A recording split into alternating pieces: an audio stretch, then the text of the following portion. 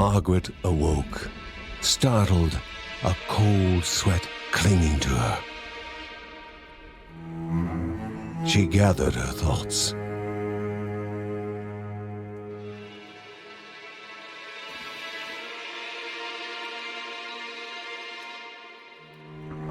Aged wood creaked, echoing through the quiet rooms.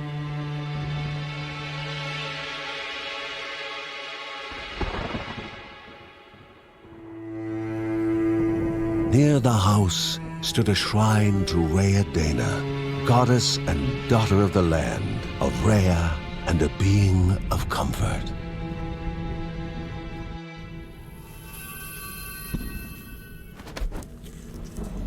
Margaret sought answers. But the goddess did not speak.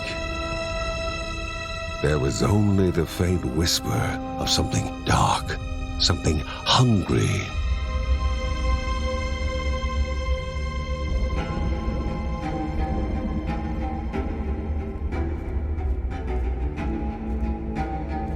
The old seer's bones felt the weight of their age as she climbed.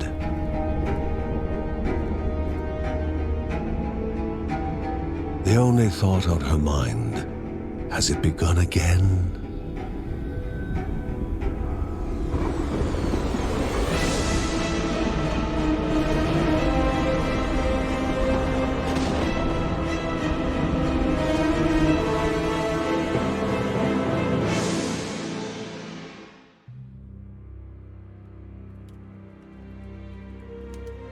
John's mission would be a simple one. He was to investigate Rhea's greatest shrine. His mother presented him with a fresh divinity shard.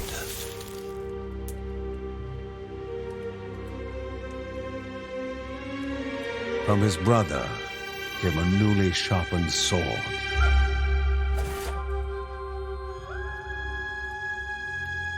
His wife gave him a kiss, and his daughter's hugs were full of reason to return home safe.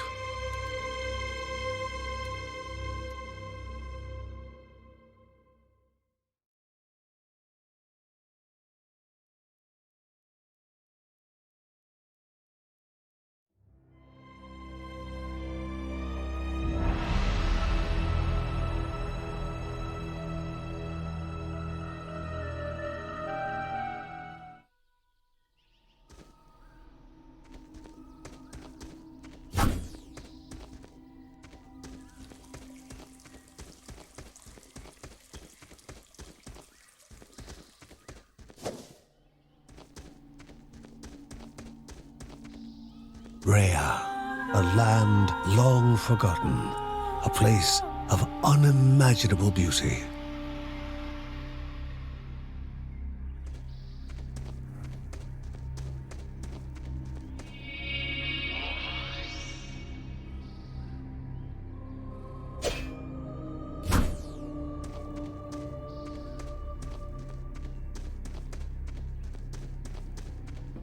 It first appeared as sludge given life, slithering creatures, small and vile.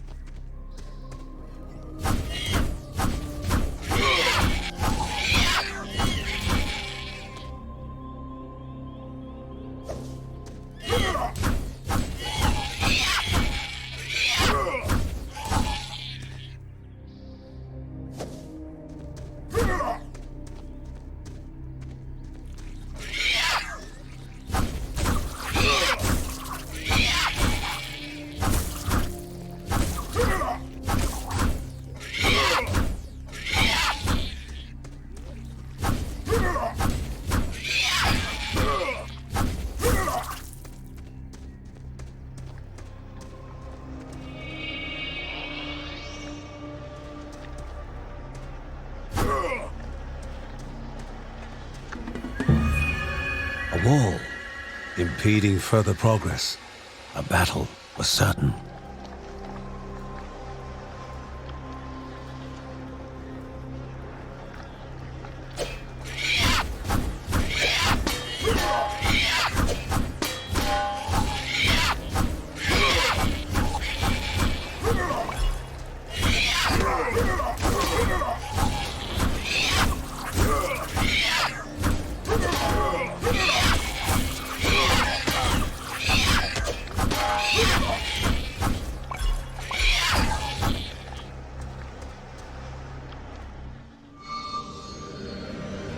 Banished by light itself, the corruption abated, leaving the shard cold in hand, dark, in need of life.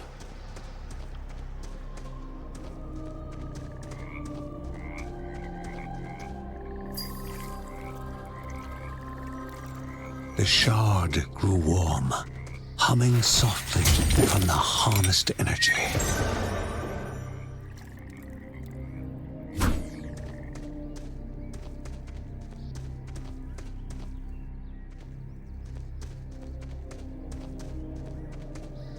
Before him was now one more dangerous than those that came before.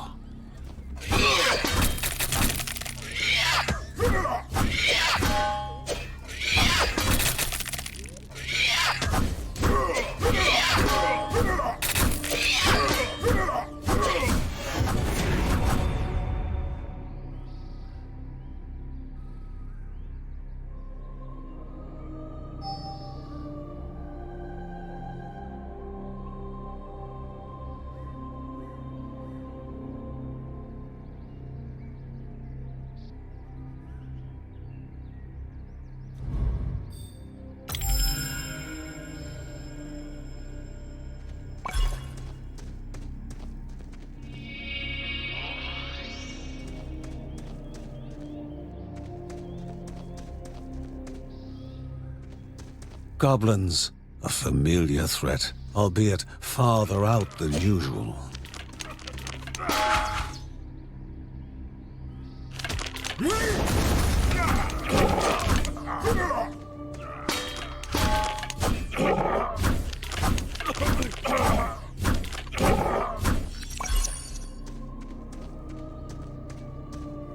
Magnificent, but dangerous, a land of love found and of love lost.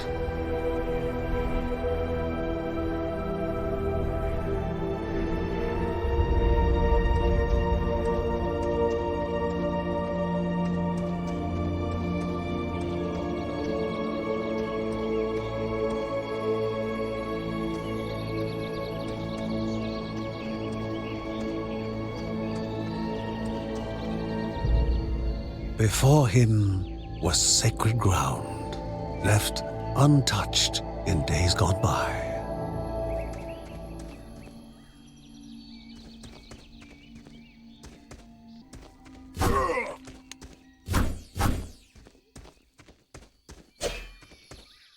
Remaining calm and collected, the shock of his heart-skipping beats was concealed in expert fashion. Before him stood Linda, his eldest daughter, with bow and quiver at the ready, determined to do her part.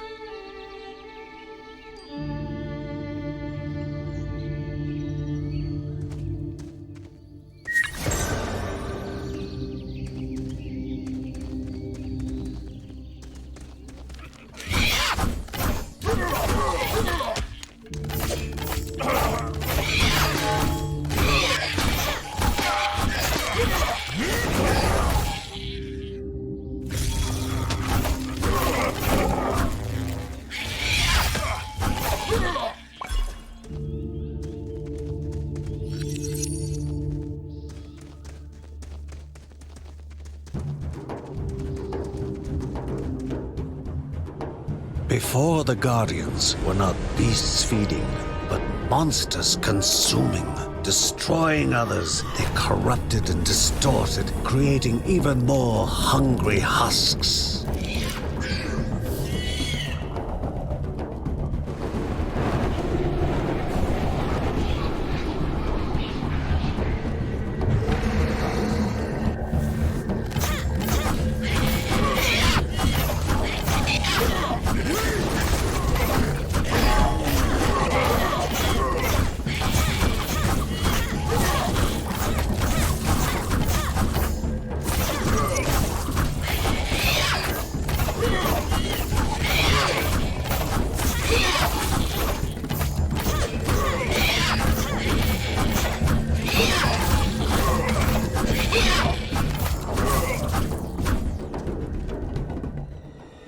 Both father and daughter gathered their thoughts, their hearts heavier than before.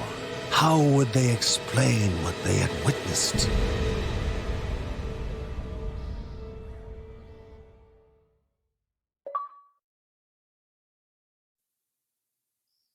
The ancient tree had been cut down. Together, father and daughter described the horror, the creatures dripping with decay that slithered into bodies stuck between life and death to bolster their ranks. Grandma Margaret confirmed what they all feared. It was the corruption, a cruel entity spoken of only with hushed voices, an ocean of darkness that flowed from the top of Mount Morta. And the Bergsons' duty was to stand against this devouring deluge of death. Kevin was also eager to do his part in the family's fight, especially when his older brother Mark was off somewhere. He was as much a guardian of their mountain home as any of them. She stood. If they were to reach the summit and destroy this evil, as the Bergsons of old had done in the past, they would need the assistance of the sanctuary.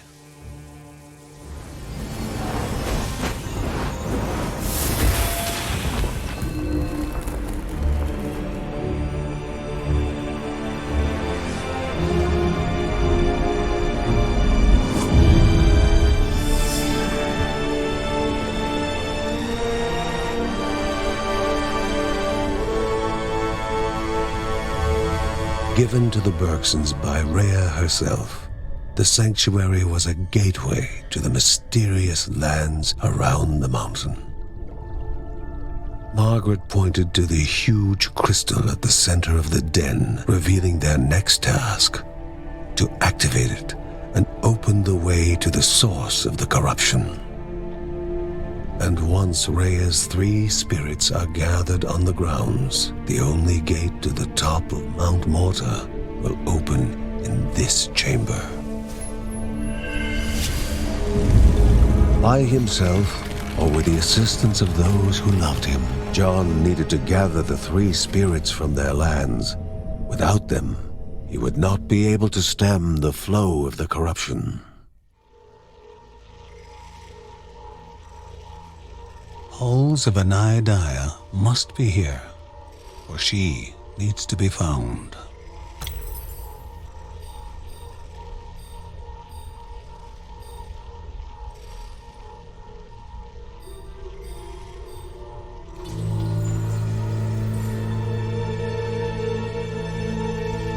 A celestial shard chipped directly from the ancient crystal in the sanctuary. It would be the Bergsons' lifeline, a tether to pull them back home before death's fateful whisper.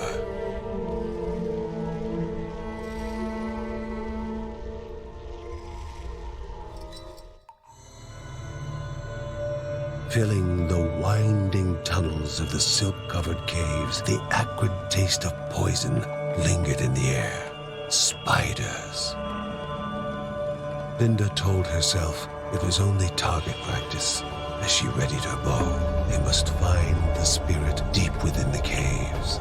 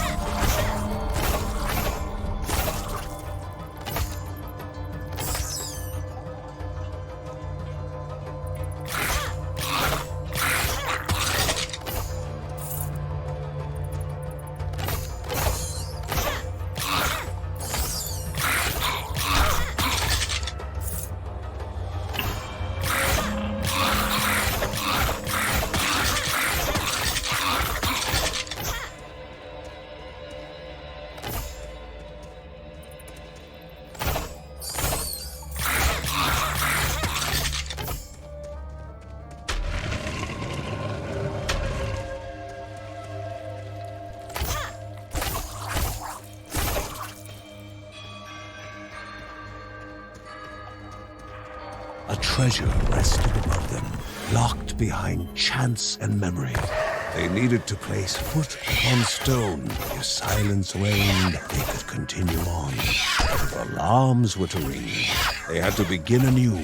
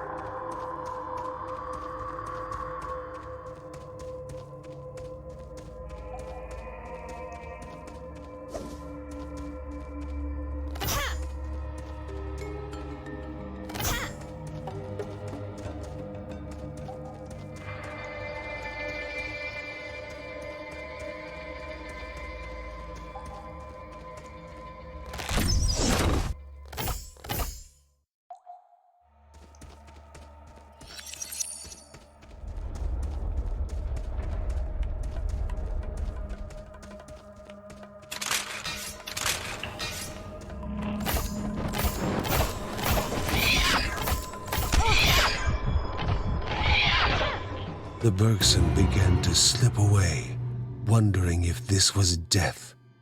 It was warmer than they expected.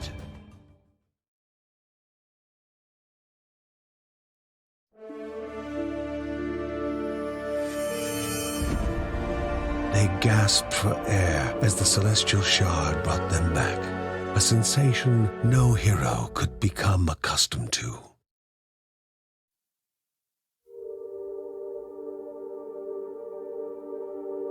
As she heard John and Linda describe their foray, thoughts rushed through Margaret's head. The corruption had amplified the creature's wickedness, and no longer were they part of the harmony of the Rhea. With the new threats looming, Margaret asked Ben to prepare his workshop. He would have to take charge of enhancing the warrior family's weapons and armor.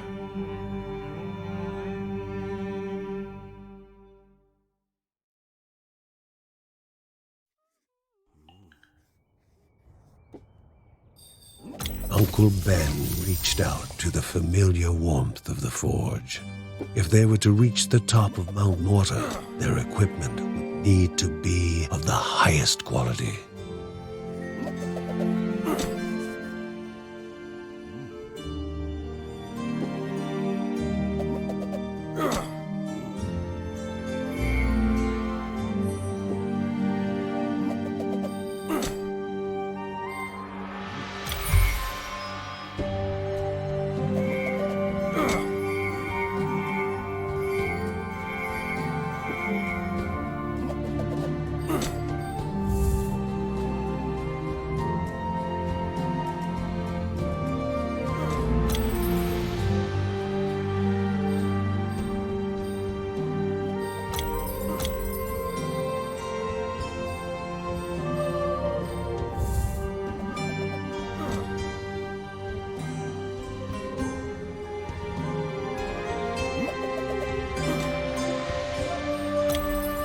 When light faded from the sky and most were fast asleep, Mary would write about her family, immortalizing them for future generations.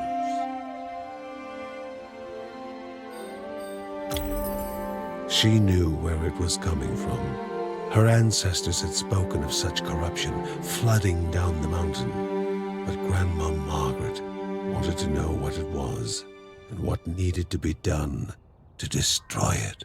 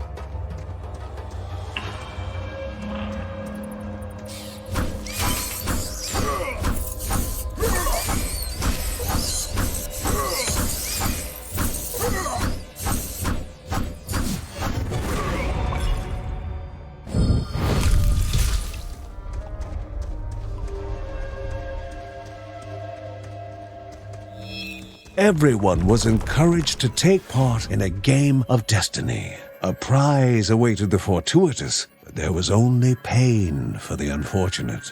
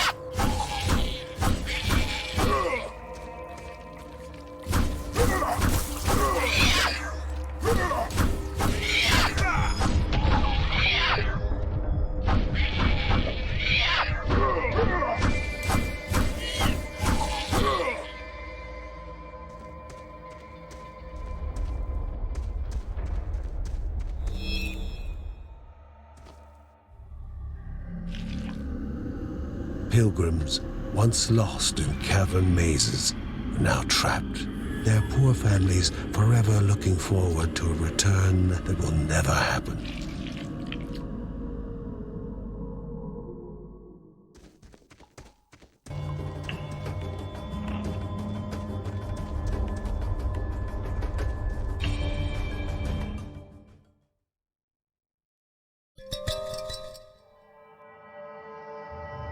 The halls of Anea Dia, so mesmerizing in their magnificence, were to be found at the end of a long road. And a hero never knows what is awaiting them at the end of a road. Moving is more important than reaching.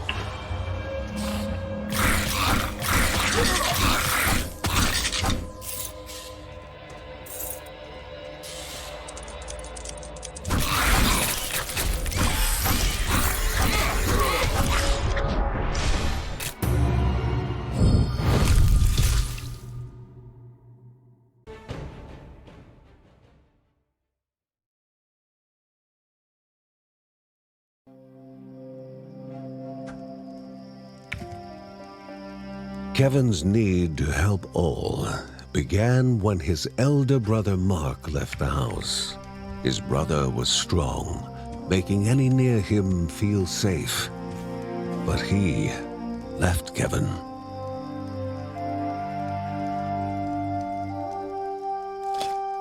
Though Uncle Ben knew what his nephew needed, a focal point for his aspirations.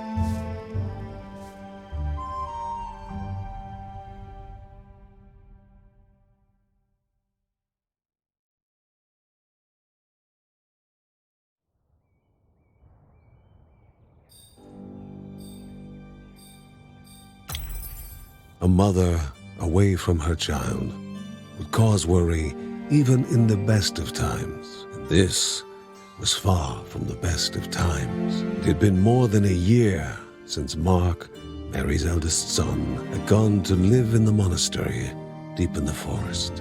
The same forest was now the source of such worrying news.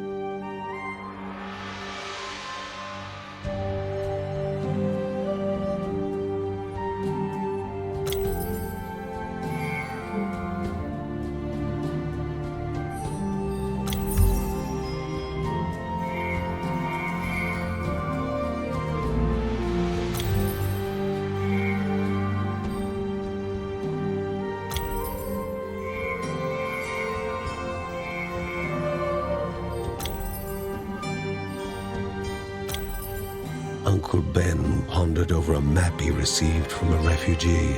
The Silk Caverns were a twisted maze of dead ends and venomous nests. But somewhere along the right path, a Neadia, spirit of the Caldipo Caves, rested.